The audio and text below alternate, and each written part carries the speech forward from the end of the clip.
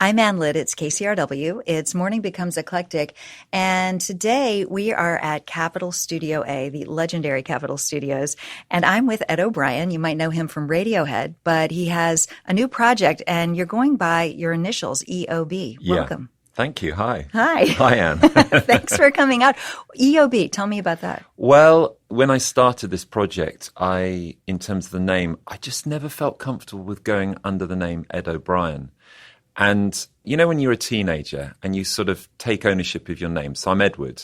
You know, friends used to call me Eddie, but that was kind of like too playful almost. So, you know, you go through changes in your life and I no longer felt like I'm that Ed O'Brien. So it didn't feel appropriate to call myself Ed O'Brien. And I thought about, well, I could go out as Edward O'Brien or, you know, but then that felt a bit pretentious. Suddenly, you know, that thing, you know, and I did this guitar with Fender. And Alex Perez is the guy who built this prototype at Fender that I co-designed. And he, on an email heading, he just put EOB Strat. I was like, that's it, EOB. And what I like about it is it means that it's not just me. I can feel free in the future to collaborate with people and bring them under the umbrella of EOB. One of the things that struck me listening to the record was it's a really modern view of going back to nature. Yeah. Is that there's something supernatural about it, but yet it's very modern. Yeah. Well, the album's called Earth, and you know, nature has played a really, really important part in my life, but also in the music. For instance, when I started writing this album, I went back to the countryside, and it's kind of my natural habitat. And when we went to live in Brazil, we were studying for the first time back in the countryside. My wife and my kids hadn't been in the country. I had. And I was just like, oh, this is how it is.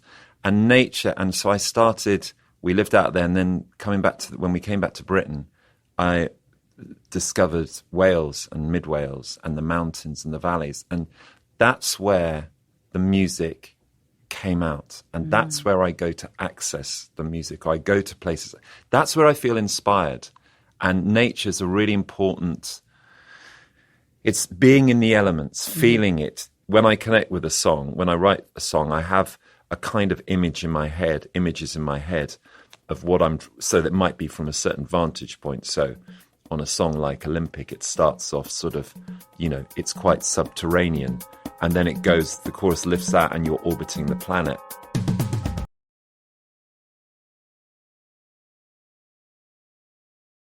Anne Litt here. It's Morning Becomes Eclectic. I'm in the studio with Ed O'Brien, known as EOB.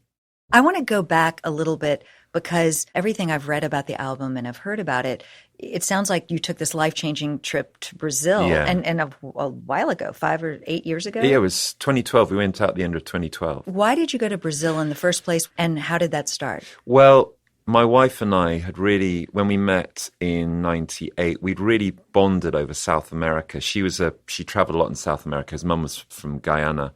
I had this love of Brazilian music. And when we were making OK Computer, in spite of all the wonderful things that were happening, it was a time when I felt most alone. I'd always had depression, but it kind of hit a crux at that point.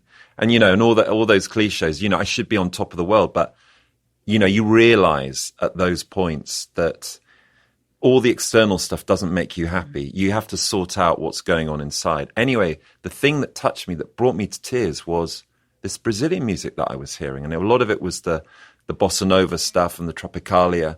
And there was the melancholy there, but there was that utter beauty. So I had this love of Brazilian music, and our kids were born in the noughties, and we would go out there.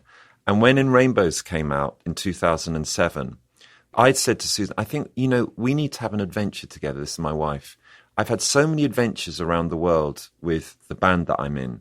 I want to have an adventure with you because, you know, why not? So I said to the guys, the rest of the band, I said, in 2007, I said, in 5 years' time, I want to take a year out and I want to go. And if you want to carry on working, fine, but I have to do this. I have to do this for my family. And I think we were just propelled. And so come to 2012, originally we were going to drive, the idea was we were going to drive from the top of Alaska down to the Tierra del Fuego and do 12 months traveling down there in a camper van or something. But then our kids are like 6 and 4, and we realized, it's going to be a nightmare. They're going to be so bored of us. Yeah. So we should be in one place, in a community, and immerse ourselves in it. So we went to this little town about equidistant between Sao Paulo and Rio. And we lived on the edge of a farm, adobe house, the size of this control room, really. The kids went to school at 6:30 in the morning, came back at 1. Suddenly I had this time to write. So I started writing out there, and I started 6 weeks. And after about 6 weeks, I was going, I'm not feeling this. Meanwhile, I was playing music at the same time. And it was interesting what music worked in Brazil, what didn't. And in Brazil, you're surrounded by this incredible nature, and butterflies, blue morphos, and monkeys in the trees, and birds, and color. And so it was interesting what music worked. And anyway, one day I was listening to, I thought, I know this record for a while, Primal Scream, Screamadelica. And I put it on, and, I got spine tingles. And that's what I follow, my intuition now. And it was like, and Moving On Up was the first track, moving on out the darkness into the light. And I'm like, oh my God, this is it. 3 weeks later, very, very fortunately, we get asked to go to Carnival in Rio by a friend, and we have 2 nights at the Sambadrome, and it's the most extraordinary show. And I have another musical epiphany. It's just like, this is what I'm chasing, this feeling, and it starts with a feeling.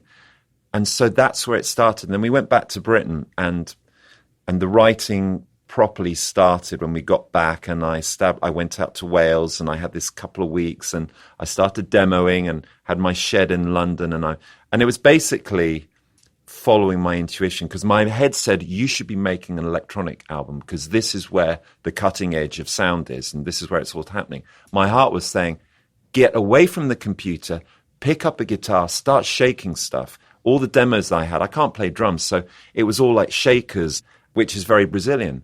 And so that kind of informed, I just literally, I realized what I had to do in the way that I work is let go of the head, follow the heart. And that was kind of, I want to get out of my head and into my heart. And that's kind of was one of the mantras.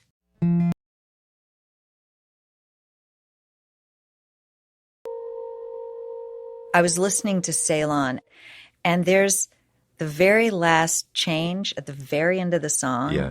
It goes into this, just the last chord is this sort of hopeful moment. Yeah. And then you hear these, what sounded to me like heartbeats. Yeah. Is that what that is? Well, It took it from there. Yeah.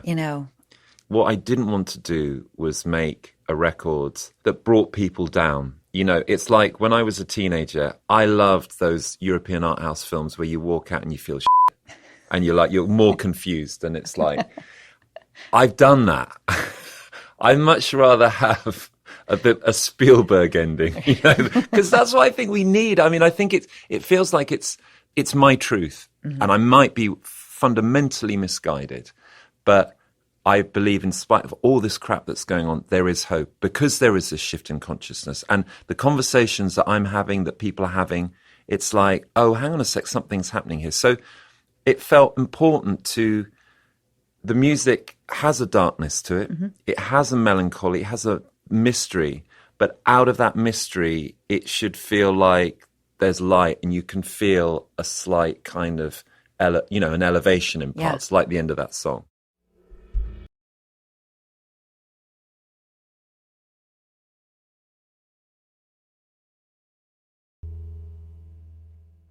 So I read somewhere that you see this project as a trilogy? Yeah, I think so. Tell me about that. So there will be another? Oh, yeah. And I mean, yeah, totally. I mean, for me, this is kind of like, I'm just finding my feet, really.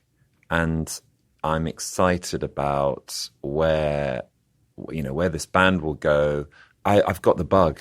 And for me as well, my voice will get stronger. The voice will get better. I think the first time you make an album, whether it's collectively or for me, partly was this, can I do this?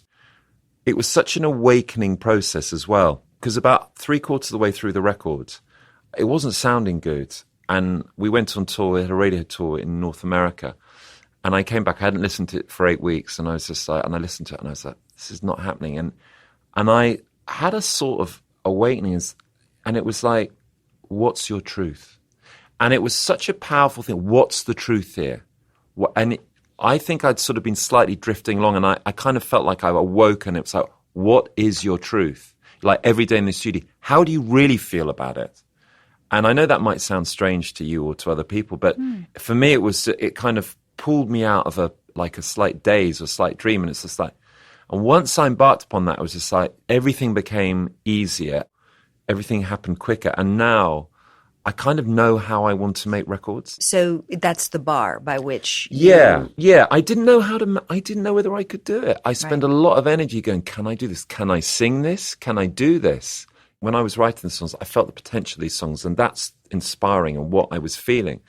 And then you get to the process of, can you actually match that potential that you're feeling? And that for me was a big thing. And I didn't know whether I could, because it required a big leap and a big step up. It's so interesting, though, hearing you say this after being in one of the most successful bands in the world for 35 years and you questioning whether or not you've got what it takes to pull this off. Well, I mean, obviously you're putting yourself out there in a new way. I think that's the creative way. I mean, I think that happens with almost every Radiohead album.